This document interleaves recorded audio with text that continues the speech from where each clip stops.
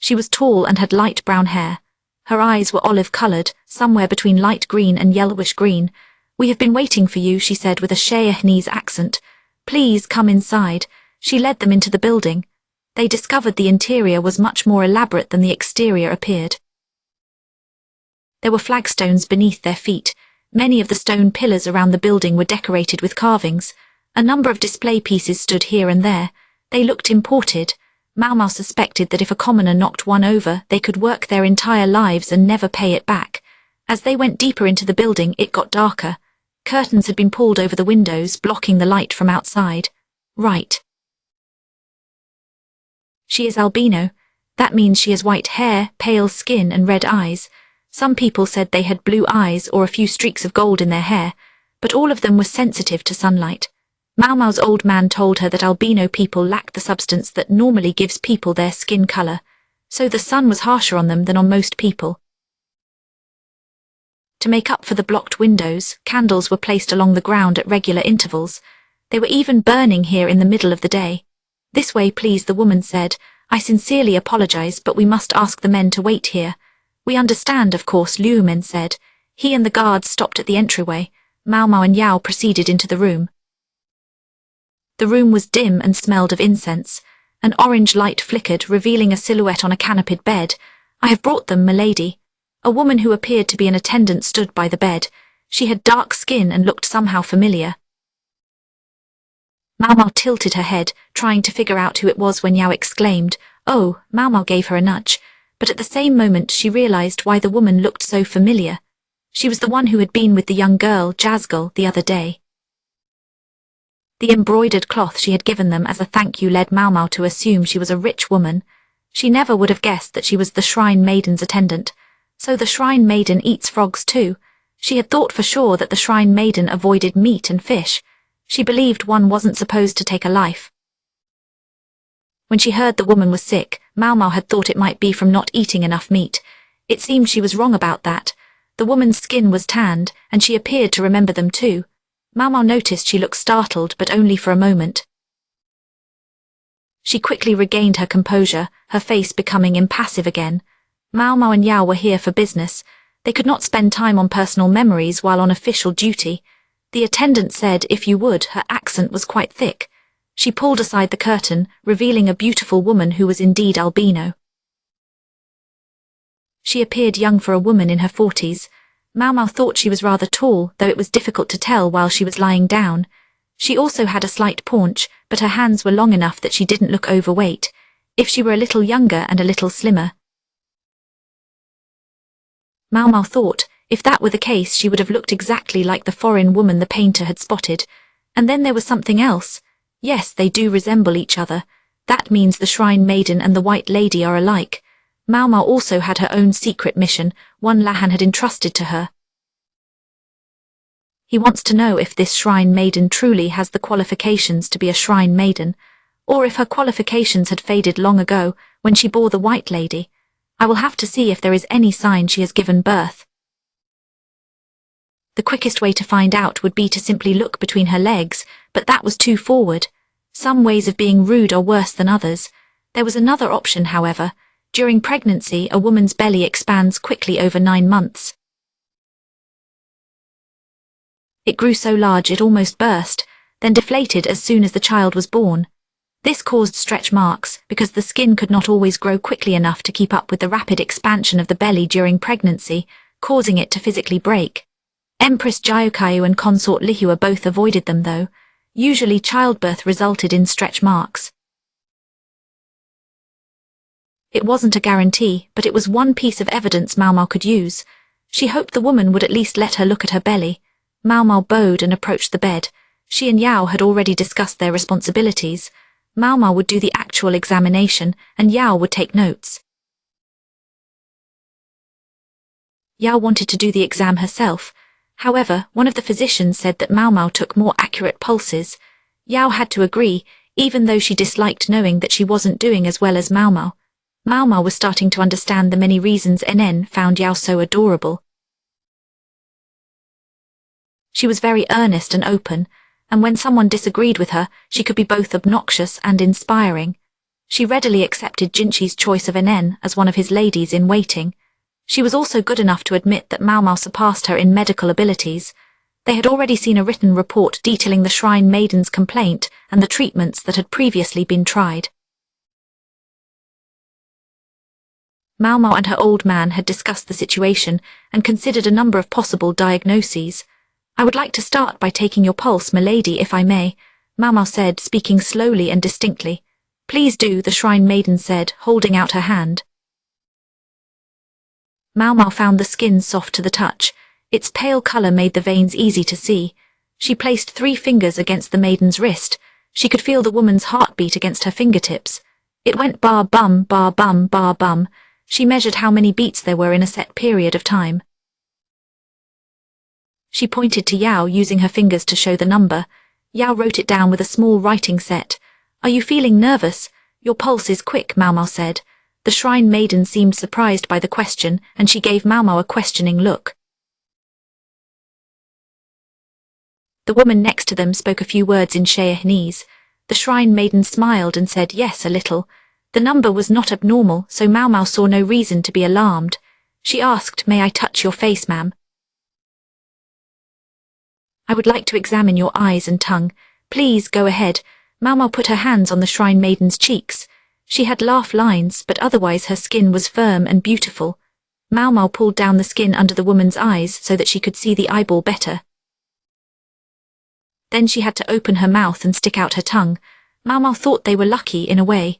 She remembered their encounter with the girl Jazgul from the other day. Pomegranates and hasma were among the items the attendant had bought that day. They were medicinal in nature. The report they had been given hadn't mentioned this at all. It implied the medicine was simply a regular part of the Shrine Maiden's diet. Maomao glanced at the woman standing beside the bed. All of her surprise had vanished. Now she looked as if nothing was out of the ordinary. Perhaps she wasn't making medicine at all. Perhaps it was a complete coincidence. Taking too much medicine could have a harmful effect on the body. "Pardon me, but could I trouble you to write down in detail the Shrine Maiden's favorite foods?" Maomao said. "Very well," the attendant said. She made some quick notes, but unfortunately they were in Shayahese. Maomao did not know all of the words. She would have to translate them later and then consider their meaning. It was her father who would give the final diagnosis anyway. She hoped he might be able to read the list better than she could. "Would you be so kind as to remove your overgarment?" "Certainly," the Shrine Maiden said and began to shrug off her clothing. Knowing the exam was coming, she had gotten sleepwear that closed in the front. Maomao could now clearly see her breasts and belly button. "May I conduct a physical examination?" Maomao asked. "Go ahead." Maomao began to tap on the Shrine Maiden's body, listening for subtle differences in the sound. Meanwhile, she looked at the woman's belly. There were no stretch marks. The Shrine Maiden's paunch would have made stretch marks less likely, but there was also the possibility that their entire hypothesis was wrong. Perhaps she had never borne a child at all. What would make Maomao think that? Her breasts are small considering how much meat is on her bones. If menarche did not come, a person could become half yin and half yang, neither truly a man nor truly a woman. That might explain the size of her chest, but perhaps her breasts had always been small. It was impossible to know for sure if the Shrine Maiden had given birth. It also depended on whether her monthly visitor had ever come to know if she was ill. Maomao's eyebrow twitched as she conducted the exam. It was frustrating not to know exactly what she was working with. The examination was not making things clearer. She felt a creeping suspicion, though. She thought, "I must be missing something." Something was wrong, but she could not tell what. She hadn't figured it out by the time the examination was over. She wished she could have inspected her bottom half. She knew that was too much to ask, however. Seeing the Shrine Maiden's bare chest was an achievement for Maomao's very first exam. Even some of the consorts in the rear palace resisted being touched by strangers. "You can put your clothes back on," Maomao said. She knew she would never figure everything out in one visit. The world simply did not work that way. Continuing to press the issue would not get her anywhere. It was better to go back and tell her father what she had learned. "I am going to discuss things with the physician based on what I have seen and heard here," she said. "Understood," the attendant said, helping the Shrine Maiden back into her overgarment. Maomao and Yao left the room. Once they were safely in a carriage and headed home, Yao exclaimed, "Gosh, I was nervous." She suddenly realized she had spoken aloud. She quickly tried to look as though she hadn't said anything, but it was too late. If NN had been there, she would have been making an "isn't my mistress cute" when she blurts something out face. But she wasn't there. Instead, Maomao studied Yao closely. The results of the first examination in Maomao's mind could only be called inconclusive. Especially since she could not consult with her father right then, she had to wait until they left the villa. There must be a better way. The woman had travelled all the way from a foreign country, enduring a long sea voyage just to receive treatment here. Maomao assumed she believed the doctors in Li could help her. Now that she was here, a real doctor wasn't even allowed to examine her. "How'd it go?" her father asked. Maomao sensed that the gentle, pleasant and endlessly affable man already knew the answer, so she dove right in. "Do you believe the honoured shrine maiden is truly sick?" she asked. "What do you mean?" "She came all the way from Sheo, didn't she?" Yao said. "Yes, it was a long and difficult voyage. I suspect she is ill, but I doubt whether she needed to come all the way to Li to be cured," Maomao said, careful to speak politely to her father when Yao was present. "And what do you think is the nature of her illness?" Liu Hemen asked. Maomao consulted Yao's notes as she replied. "She reports feeling fatigued and having trouble sleeping. She also lacks physical stamina and has gained weight. There is one other thing that concerns me more than anything else. The shrine maiden supposedly has a broken bone that refuses to heal. It is the pinky finger of her left hand. It wasn't a hindrance to her daily life, but it didn't make things any easier." Maomao concluded that her female Kai was decreasing, leading to these problems. It wasn't unusual as women grew older. In fact, it was a common ailment when the monthly visitor stopped coming.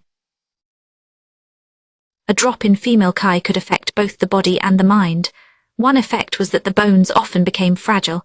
40 was a somewhat young age for a woman to stop menstruating, but it was not unusual. If a woman had never menstruated at all, it might make the shrine maiden more prone to these problems. I see. All right, let's assume you are correct, Maomao. You know, different countries have different ways of treating illnesses. Perhaps they really believed they could not help the shrine maiden in Sheo and sent her to Li instead. Do you have any evidence that it is otherwise? I do. Maomao produced the sheet of paper detailing the shrine maiden's diet.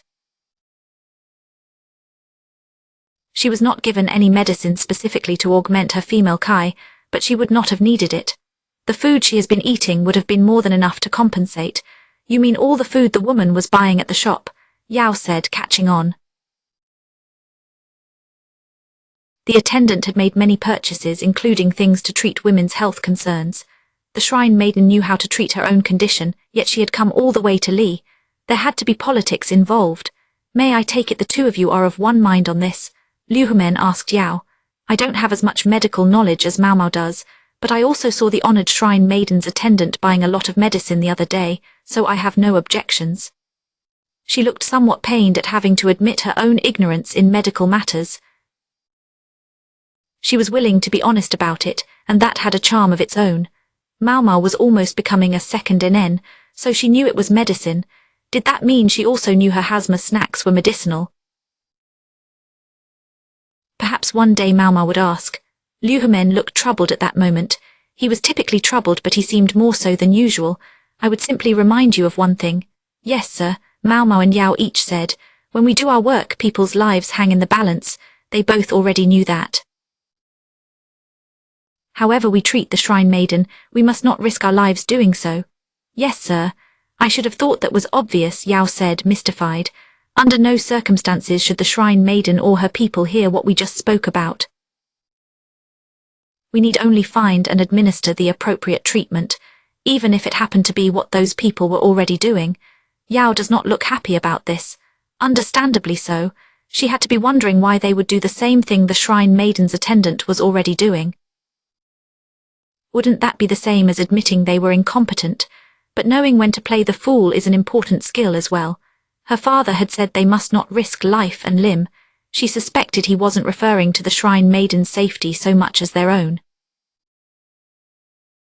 The strong smell of politics was everywhere. Telling the truth, even by accident, could put their lives in danger. This might be a difficult idea for a young lady who still believed in the world's goodness. If NN were here, I am sure she could find a good way to explain it to Yao. Unfortunately, NN was away on assignment. Say, we're almost there, Maomao said to Yao, hoping to change the subject. The trip from the villa to the court took even longer than getting to the medical office once they arrived. It could be a tiring trip. Once we get to the office, let's look for some medicine, something you can only find in our country. If it helps even a little, that should do the trick. Right, sure, Yao said. She was smart enough to know that making a fuss just then wouldn't gain anything. To Maomao's relief, she stayed calm and acted maturely. Once they returned to their office, Liu Humen immediately began to organize the papers and prepare their report. With his permission, Maomao and Yao went to the room where the medicines were kept. They started looking for something that might help. They decided to check everything. They knew some medicines would not work because of the Shrine Maiden's constitution. Others had already been tried. They took out the medicines one by one. Maomao worked from memory while Yao consulted a book. They had permission to be in the medicine storage room, but they had taken over the space. Finally, one of the doctors stuck his head in and snapped, "What is going on in here? Medicine is everywhere. What are you looking for, yikes?" It was Liu Humen's old acquaintance, one of the doctors who had come to consult about consort Li Shu's virginity. He sometimes paid the medical office a friendly visit. "Is something the matter? Do any of these combinations concern you?" Maomao asked, peering at him. No, I just thought for a second I was afraid they were sending me back there." "Where, you know there?" The man pointed to the northern quarter of the court. "The rear palace. What would make you think that?" "I admit these are all treatments for women's health concerns, but this has nothing to do with the rear palace." Maomao let her eyes drift over the assembled medicines. "Ah, women's complaints. Yes, I see. It is just that I mostly deal with men here at court." When I saw these ingredients laid out, I panicked a little. The man seemed to have a traumatic memory of the rear palace. It reminded Maomao that doctors who were not eunuchs had been permitted to come and go there in the past. "That's right, you were a physician at the rear palace some time ago, weren't you?" "I've heard," Maomao said. "Did something happen there?" "Nothing much, it's just a bad memory." He took ingredients from Maomao and Yao's collection. "Take this and some of these. Mix them together and they become a special fake eunuch medicine." "Fake eunuch medicine?" Maomao and Yao asked at the same time. "It's a fairly straightforward matter. Sometimes a man who is not a eunuch needs to enter the rear palace. This can lead to problems. They did not force you to become a eunuch, but they made you take this medicine which suppresses male functions." Ah, now Maomao understood. She had always wondered how Gaoshan had gone in and out of the rear palace with no problems. Jinshi was another matter. He had probably been taking this medicine. "I admit it looks like it would taste rather unpleasant. The worst." The doctor was clearly speaking from experience, "and it can start to have strange side effects as you become accustomed to it. I knew it must have side effects." "Goodness, it does. Any medicine taken in excess can be harmful. That is why I worried when I saw that stuff." It was clear enough why he had been so disturbed. Maomao wanted to ask him exactly what the side effects were, but the man showed himself out of the room before she could get the words out. "I feel like NN would know what to do in this situation," Yao said. "I agree. It is truly her specialty. With all this talk of side effects, do you think we should write a letter to her and ask for her opinion? I think that is an excellent idea, and NN would be happy to hear from you. She was probably on the verge of going through withdrawal from young mistress deficiency." Her absence had brought Maomao and Yao to talk more, which was some compensation. Maomao's thoughts wandered back to the best combination of medicines to use. Chapter 15 is titled Mom. They went to examine the Shrine Maiden several more times. On the way home from one such visit, the scene outside the carriage looked as lively as a New Year's celebration. "It almost would have been faster to walk," Yao said. Maomao knew her father had a bad leg, so she stayed quiet. Liu Humen smiled awkwardly. He said, "My apologies, I cannot go too far on this leg, you see." Yao looked mortified, but it was too late. She was lucky it had been Liu Humen. He would take her slip in good humor. Any other important personage might well have been offended. It wasn't clear yet if there was much point to the examinations they were conducting. However, the little crew had at least been able to be of some help. Not Maomao's advice wasn't about medicines, unfortunately, but about life in general. They had told the shrine maiden to drink plenty of water. In Sheol, water was very precious, so people didn't drink much of it. Also, the shrine maiden couldn't easily excuse herself to use the facilities whenever she wanted. Therefore, she wasn't used to drinking water frequently. She happily reported that she was having fewer headaches as she started to get more fluids. She also mentioned with pleasure that she was able to take more walks. As an albino, she had only been able to go out at night in Sheol. However, the sunlight was less intense and rain was more frequent in Li. During spells of bad weather, she would get an umbrella and take a walk. Maomao thought she was glad the shrine maiden was enjoying herself. She was almost beginning to wonder if the woman had come to Li for a simple vacation. Of course, the woman had plenty to fill her hours.